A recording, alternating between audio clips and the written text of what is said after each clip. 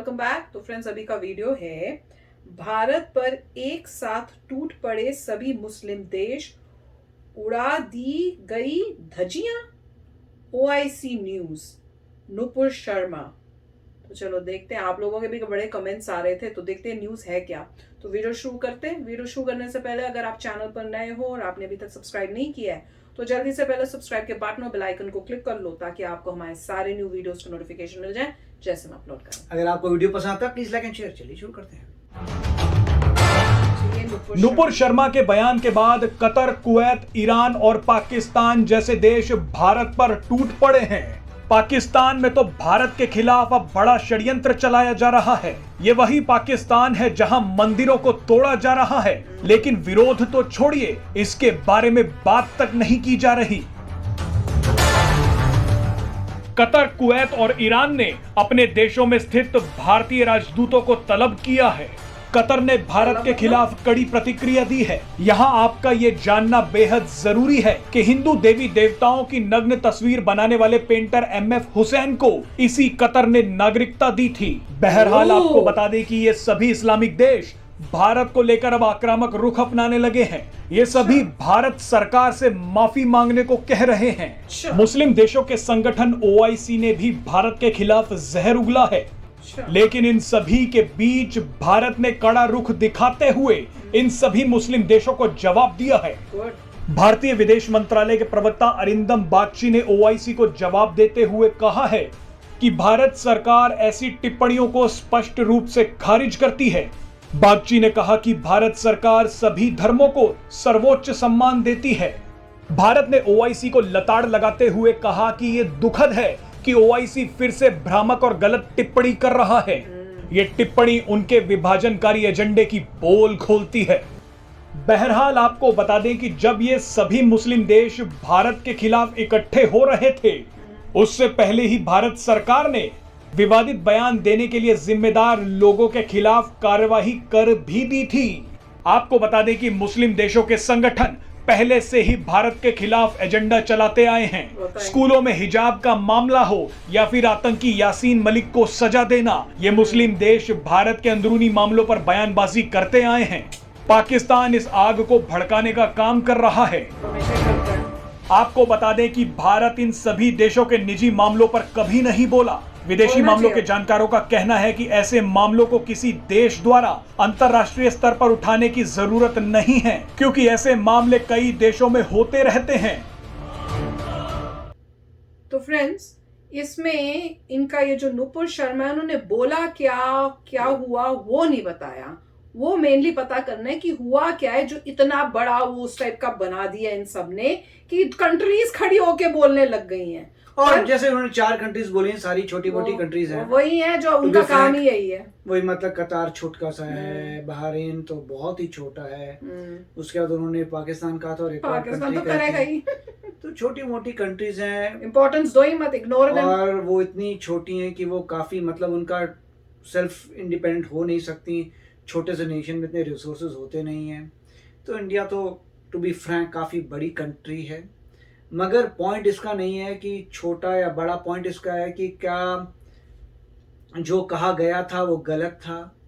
उसका हमें पता नहीं एग्जैक्टली क्या उन्होंने बोला है, मगर कैरेक्टर के हिसाब से देखिए कि फंडामेंटल पे जो कहा है फंडामेंटली वो सही है कि गलत है। और गलत है तो ठीक है, आपको जो है जो भी पनिशमेंट वगैरह मिलेगी, जो भी उसकी पेनल्टी होगी वो होगा। और अगर वो बात मतलब कैरेक्टर में सही है तब तो कोई घबराने की बात नहीं है। तो मुझे यही लगता है कि ऐसी कोई बात हुई कंट्रोवर्शियल, क्योंकि जैसे कह रहे हैं कि गवर्नमेंट ने भी कुछ एक्शन लिया है, तो उसका मतलब गवर्नमेंट को भी लगा कि जो भी हुआ था वो ठीक नहीं है। गवर्नमेंट ने एक्शन लिया है शायद, और उसके बाद जो है दूसरी कंट्रीज क्या बोलती है उससे हमें फर्क नहीं पड़ता। उसके बाद ये कंट्रीज बोल रही है एक्शन पहले ही ले लिया गया ऐसे लग रहा है, और उसके बाद ये कंट्रीज प्रॉब्लम क्रिएट कर रही है, और पाकिस्तान उसको कर रहा है। और मोस्ट इंपॉर्टेंट क्या है कि इंडिया की डिपेंडेंस सिर्फ ऑयल पे है, क्रूड ऑयल पे। रिफाइनरीज हमारे पास है, क्रूड ऑयल पे है।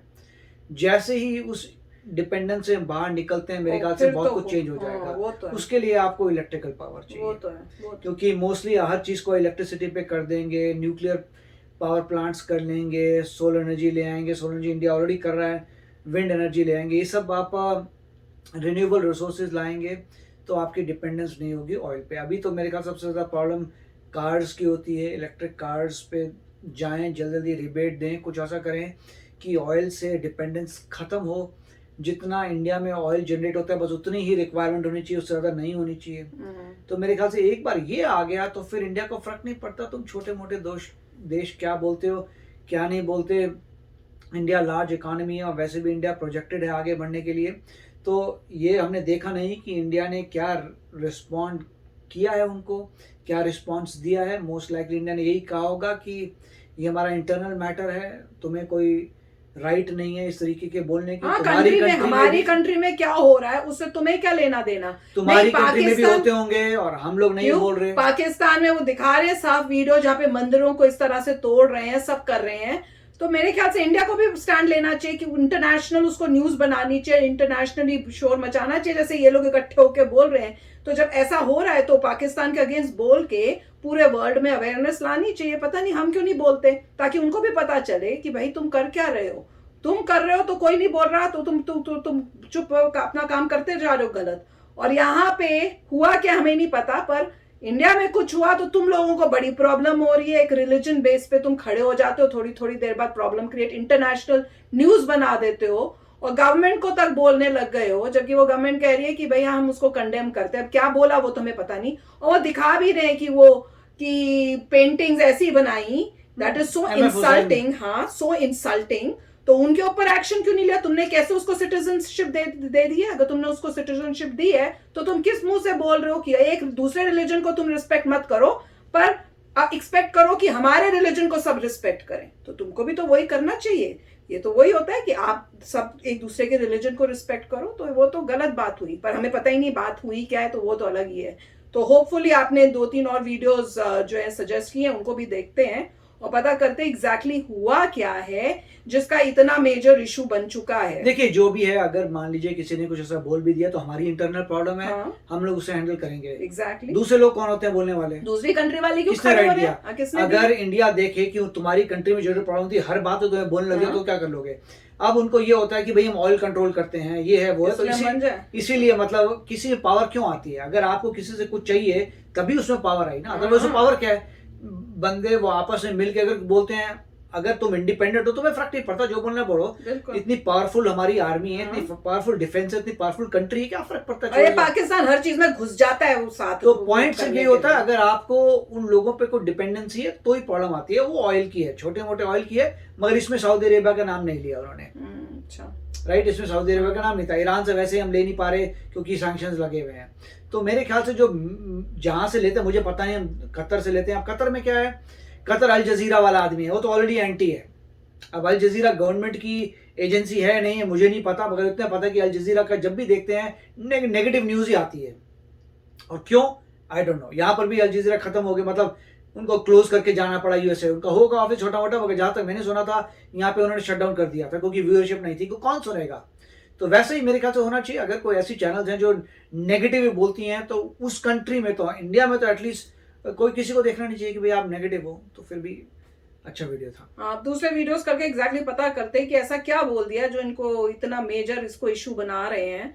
क्योंकि अगर वहां पे हमारे गॉड एंड गॉडेसेस की पेंटिंग्स इस टाइप की इंसल्टिंग बन तो बहुत पहले किया था। तो जब भी हुआ, पहला हुआ नहीं हुआ हो, तो तब भी वो ऐसी एक्शन करके तुम लोगों को खड़ा होके बोलना चाहिए था। तुमने तो उसको सिटीजनशिप देके बैठे हुए हो, तो क्या नहीं, हमने तो बोला था, वही है कि उस कंट्री ने इमीडिएटली ले लिया। हाँ, तो फिर वही तो चलो फ्रेंड्स, चलते हैं, मिलेंगे नेक्स्ट वीडियो में बहुत ही जल्द। Till then take care and bye bye. तो अगर आप मेरे इस चैनल पे नए हो तो जल्दी से सब्सक्राइब के बटन को हिट करो और बेल आइकन को क्लिक करो, ताकि आपको मेरा जब नया वीडियो मैं लगाऊं आपको उसके बारे में जल्दी से पता चल जाए।